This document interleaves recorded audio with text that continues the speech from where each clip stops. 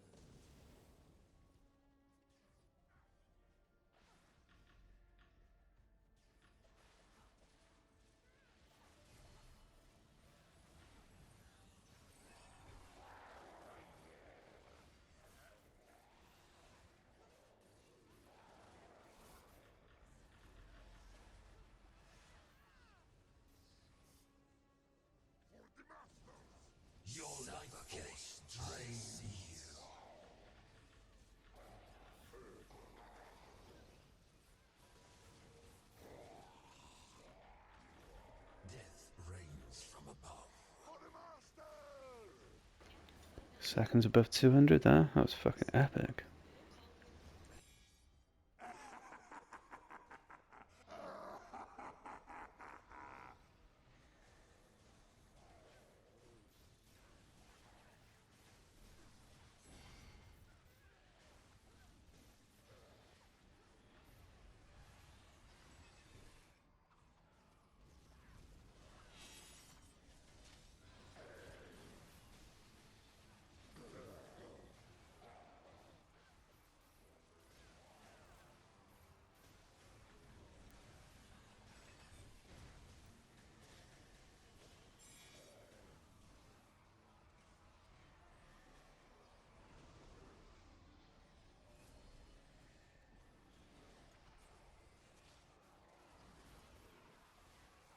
It do be like that sometimes.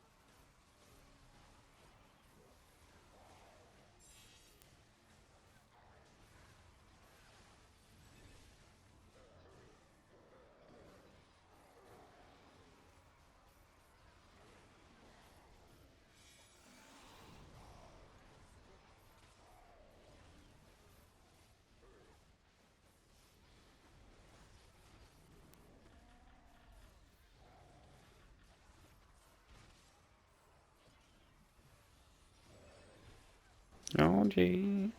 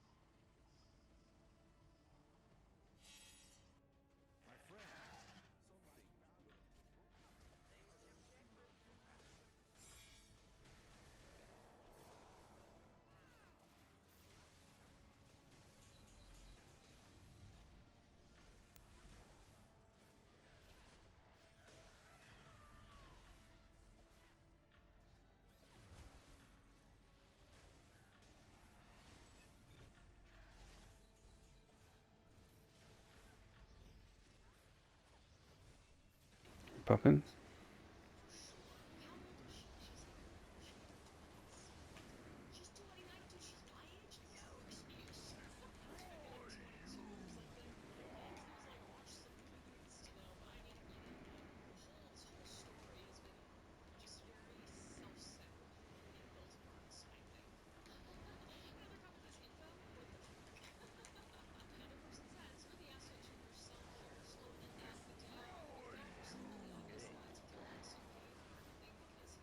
Down top.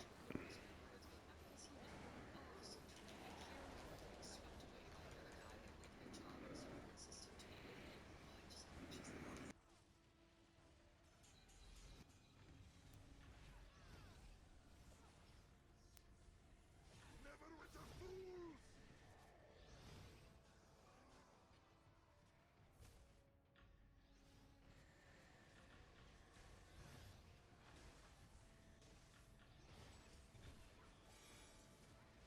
For the masters! Your life is mine to take.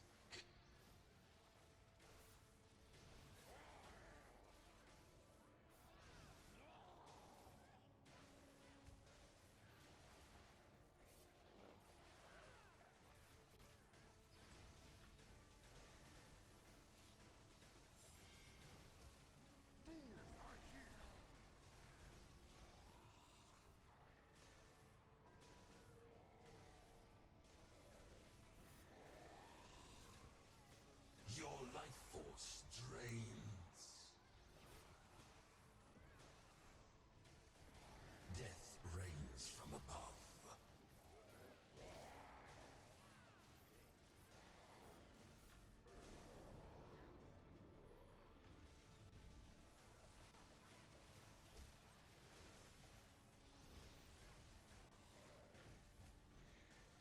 Fear me.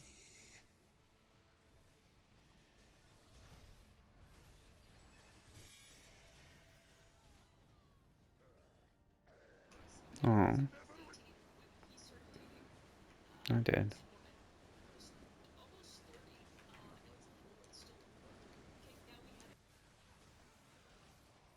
I see you.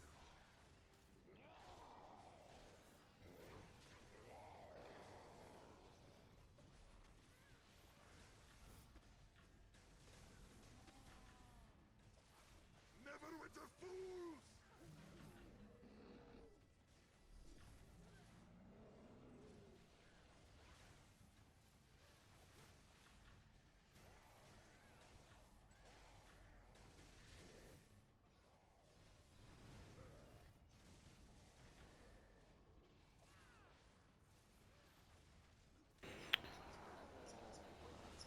Bring it in. Balls.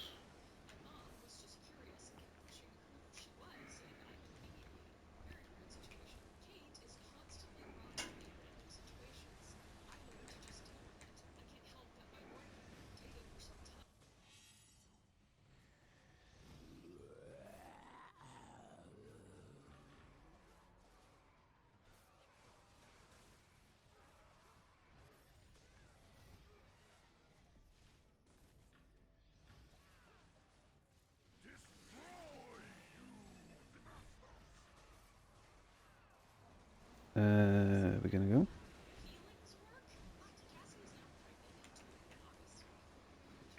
We just had another.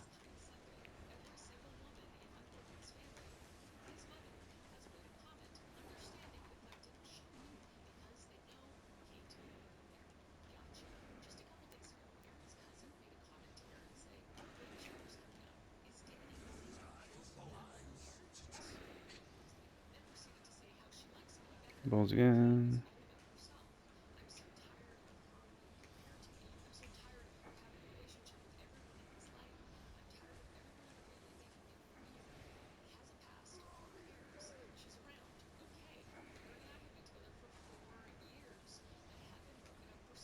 God, I thought was a daily on those balls.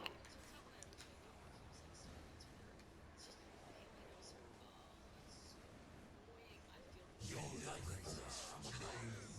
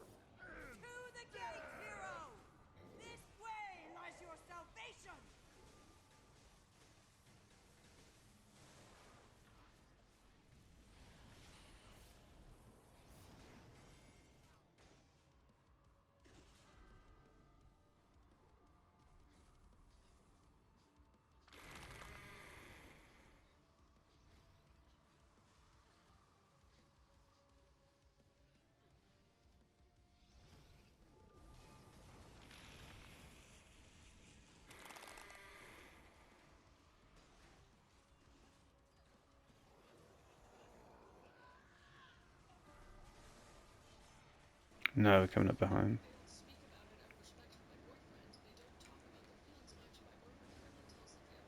We did stay together, no. Whoa, that's back.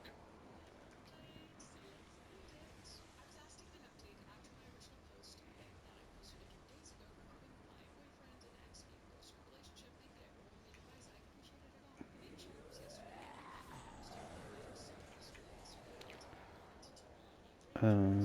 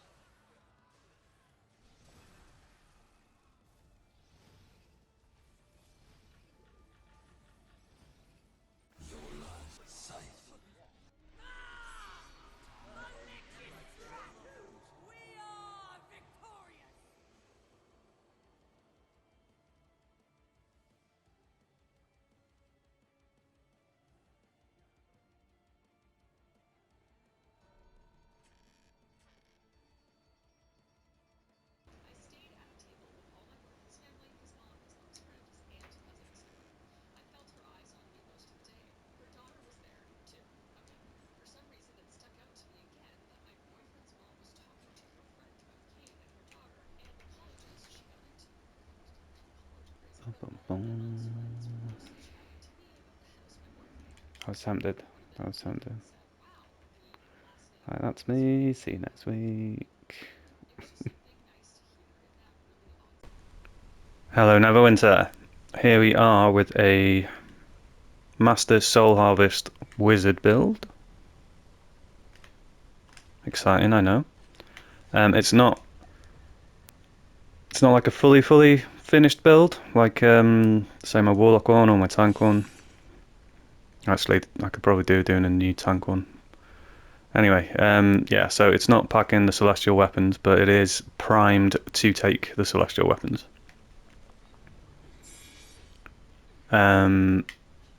So, if you watch the Warlock video, DPS one, you'll know that one of the things about MSH is that for a good 2/3 of the battle, you're probably going to be without the support companions that give you the additional stats, such as the tutor that I'm wearing now, or the flapjack, or the portobello.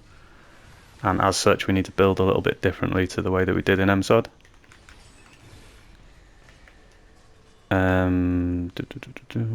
Yeah. Which means we need to have a little bit more power, a little bit more combat advantage, a little bit more crit strike than we might usually have.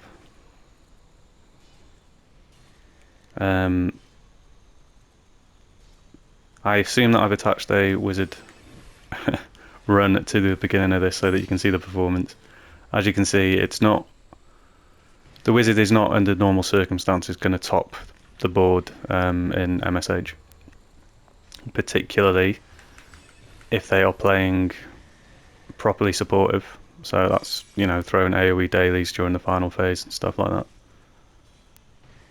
That being said, they can still pack a lot of damage, and they are still one of the most useful classes to have in any circumstance that involves mobs. So, as you can see, we are not quite fully capping everything.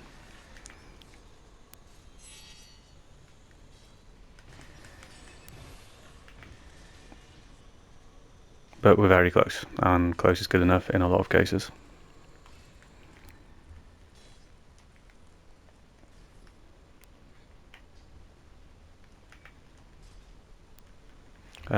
Dex and Intelligence, that is my new meta. Dex for the crit sev and the movement speed, Intelligence for the magical damage boost, of course. Yeah, I mean, you saw the stats. It's pretty straightforward.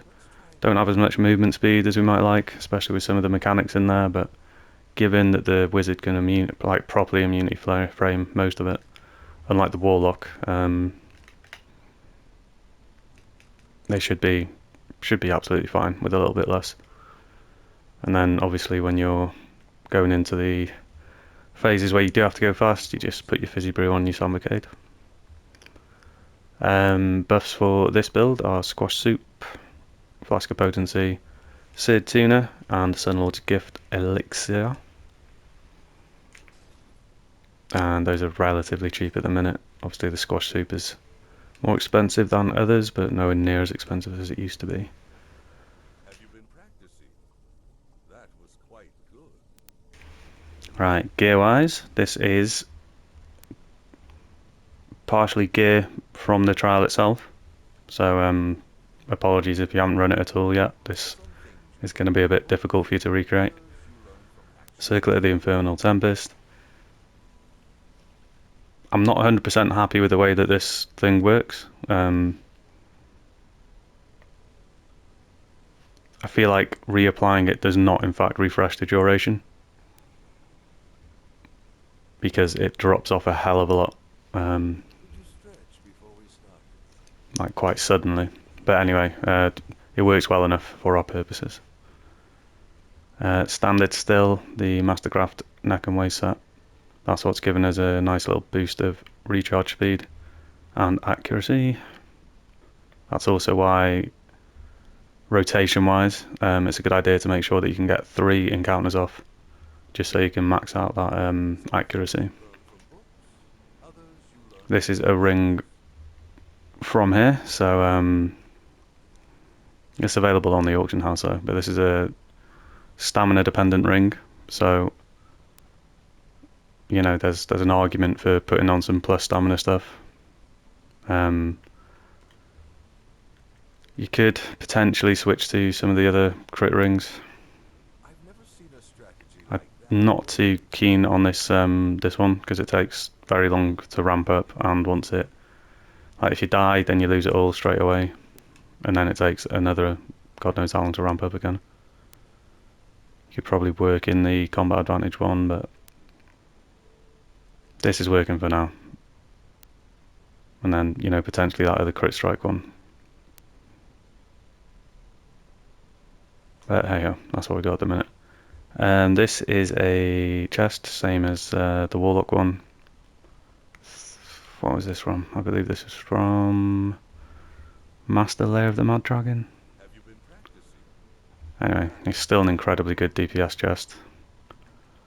At some point I might look at trying to get this in.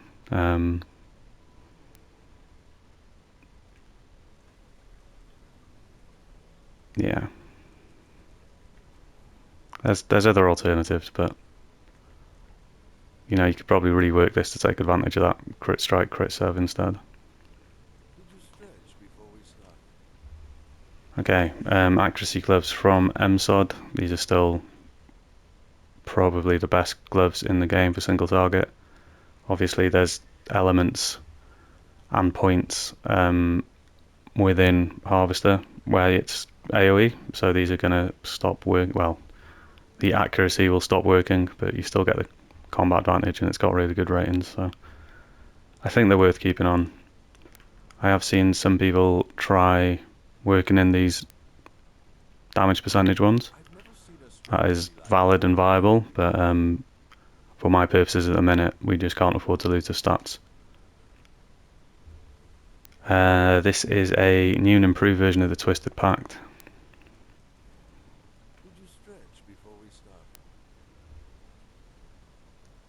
Much more useful stats, and slightly more of them,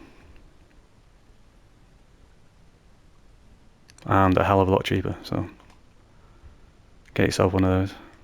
And this is the second half of the Scintillate set, Masterwork. It's probably still quite expensive, I haven't looked recently. Now, our artifact weapons. These are the new best edition for most classes.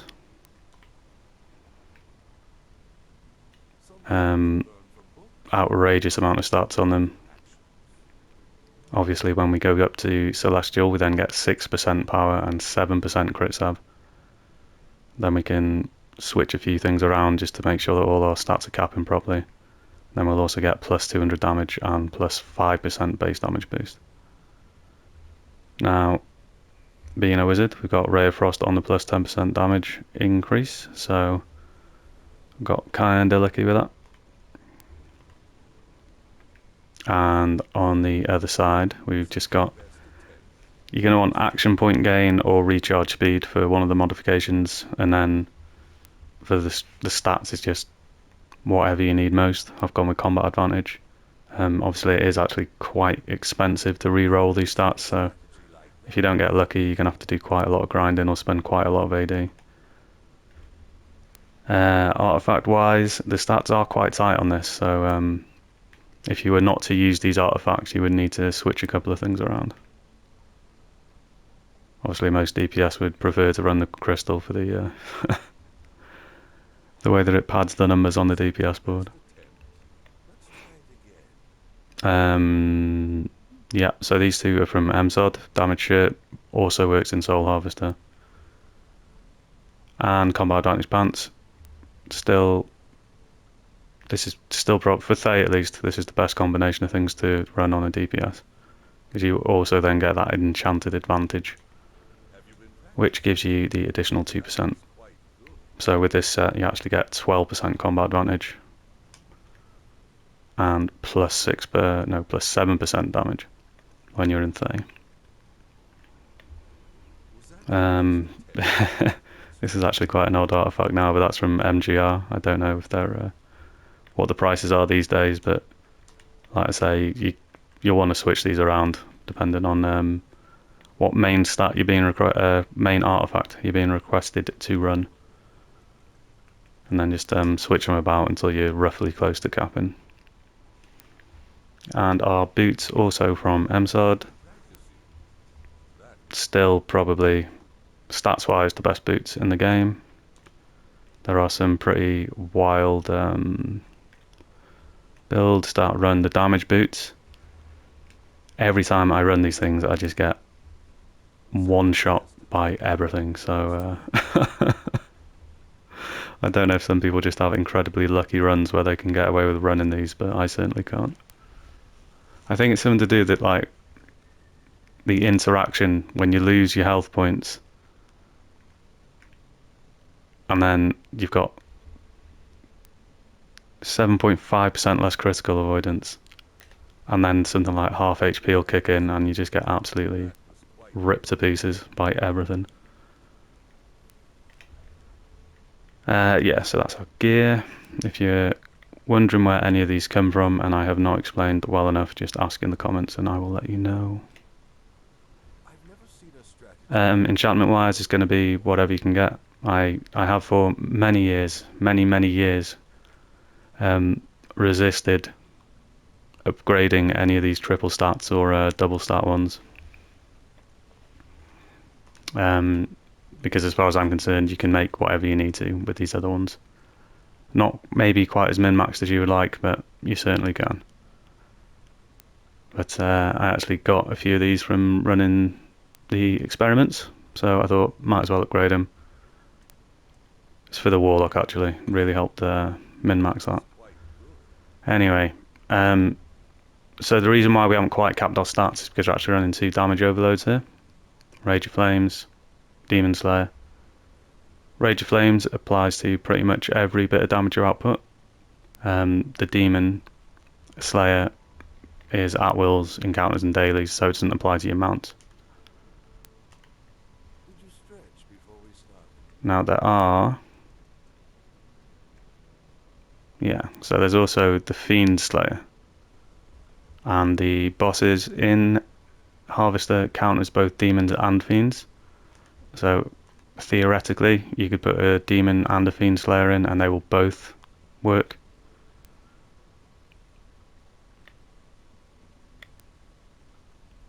So theoretically you can get more damage out of that, but like I say, these don't apply to your mounts, so mileage may vary, shall we say. Okay, Now, I haven't fully looked into doing a Swift Synergy build, but I'm currently working on the basis that I think the Lightning Flash is probably better in most circumstances, regardless.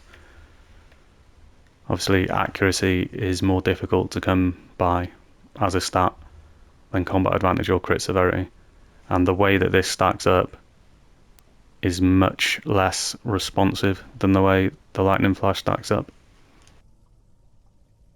Basically, you get your stats a lot quicker with a Lightning Flash. Have you been practicing? That was quite good. And we are running the recharge bonus here, because wizards have very slow recharge speed, as I'm sure all you wizards know. Some people run the movement bonus, and that, you know, if you're not confident with dodging, you may want to put that on at the start, just until you're confident and safe with running it. Potentially the action point bonus as well, because it can be difficult to get your action points back. But personal choice, see which works better for you. Was that your best attempt? Let's try it again.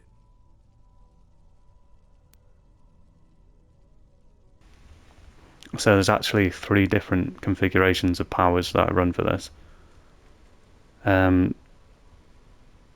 During the normal phase 1, phase 2 boss phase, it'll be these 2.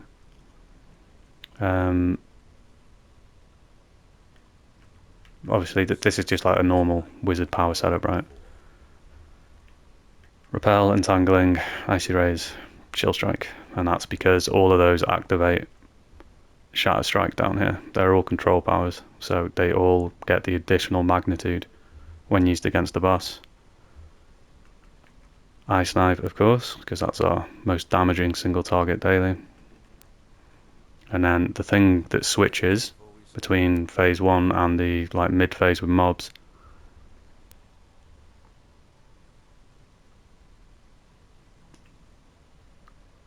okay, so let me rephrase that.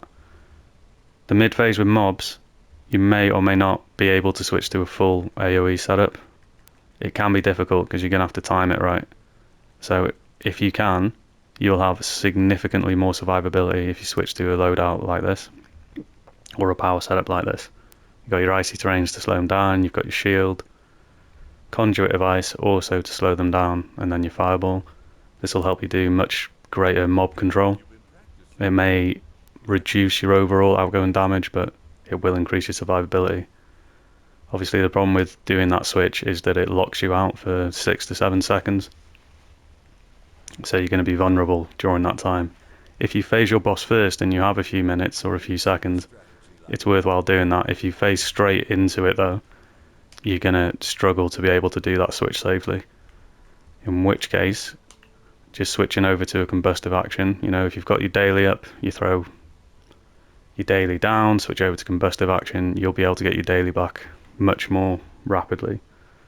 And that will hopefully hopefully enable you to survive. And this is the configuration you would switch to on the final phase with the final boss, when all the mobs are running around as well, because that will allow you to spam your daily basically, or at least use it a lot more often. And then especially on green boss, you're going to want to throw that on the green balls and be able to throw it on every green balls if possible. Get those cleared quickly so that they're not swarming the tanks.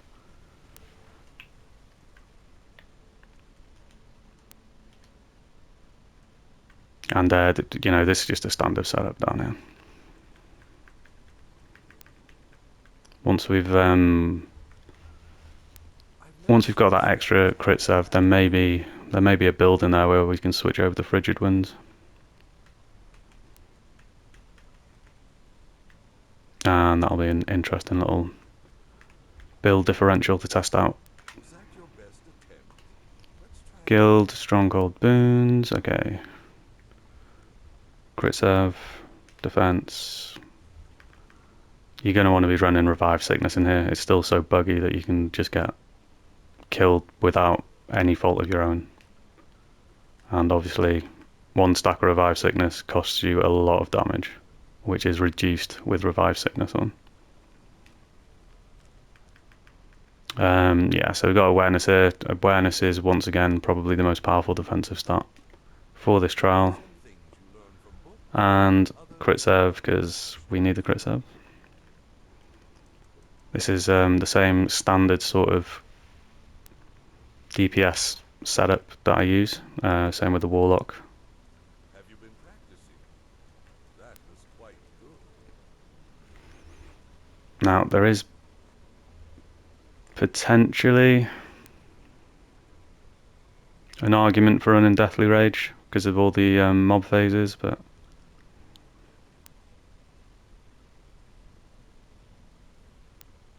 I mean, the only thing that would probably you might need would be the combat advantage. You should already be fine with the power and the crit save, so I wouldn't favour that over the others.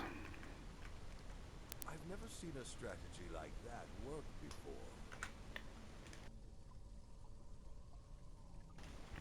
before. Okay, obviously companion wise, you're basically going to have to run whatever you are asked to if you have it. The main DPS ones on this one have been Tutor, Sartell, Etrian, sometimes Portobello. Hopefully, if you're lucky, that'll go onto a tank. Obviously, the healers are running the Scorpions because they're doing the swapping. Others you learn from action. Yeah, and if you've got a Tutor or a Sartell or an Etrian, you should be well covered at least. Flapjack as well. Run the Raptor. The Raptor does work across the entire field in Master Soul Harvester. At the beginning we thought that it might not do, but it is just the grouped nature rather than the distance. I mean, stuff like the Auras and the Tutor and the Portobello, they do work on line of sight and distance, but the Raptor just works on the fact you're in the group.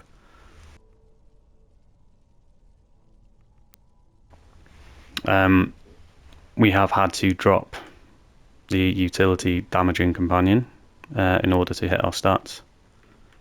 Have you been practicing? That was quite good. You could theoretically underrun your stats and then hope to make it up on the final phase, but I've rarely seen that be a winning strategy.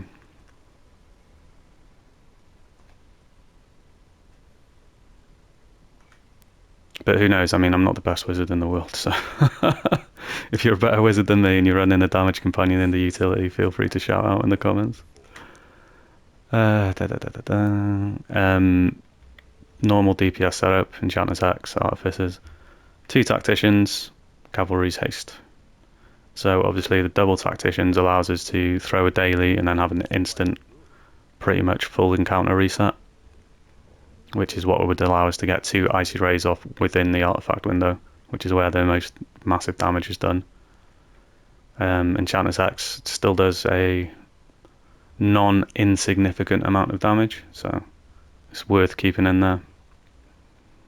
And then obviously the Artificers and the Cavalries can just help out if you're slightly off on your rotation for your cooldowns. Some things you learn from books. Now this one might be controversial. Glorious leader of Dreadnoks, Jurgman, put me onto this. Now Grubshank has been rightly sort of misaligned for the fact that it is incredibly cancelable by practically everything except for, it appears, the Wizard's Ice Knife.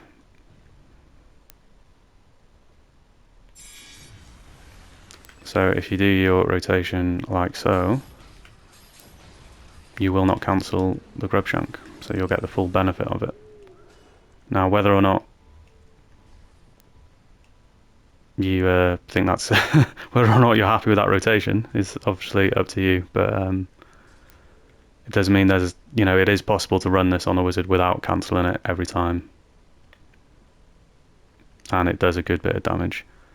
We switched over to Ferocity here from Providence. I'm still not entirely sure Ferocity is better than Providence on this,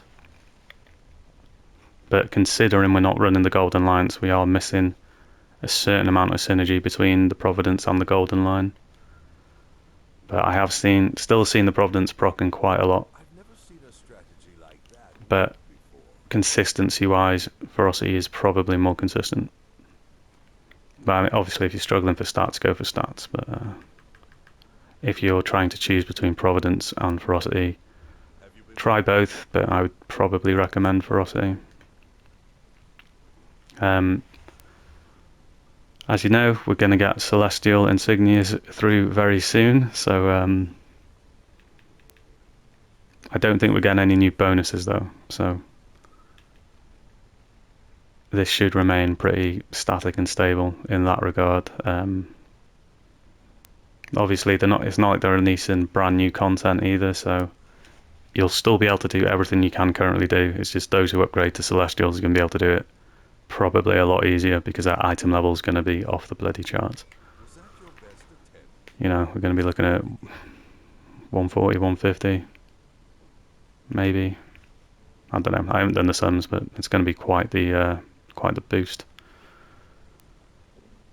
especially with Celestial mounts coming in and then Celestial colours. So something to look forward to. I think that's it. I can just show you that rotation again, I guess.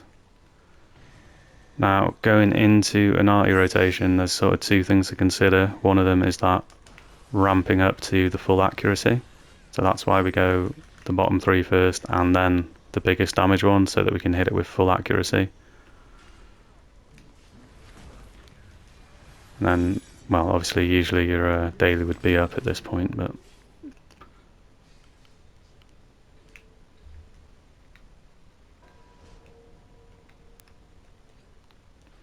the way I run it is a full run through these,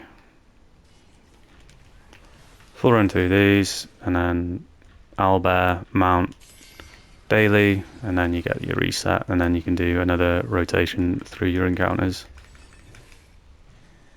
And like I said, I've never claimed to be the best wizard in the world, so if you've got a better rotation, feel free to shout out. But that is that for this one. Hope you enjoyed watching it. If you like it, please leave a like. If you haven't already, please subscribe. I might do a final updated build for the tank before Mod 32 drops. Mod 32.5 drops. So keep your eyes out for that. And I will see you in the next one. Thank you for watching.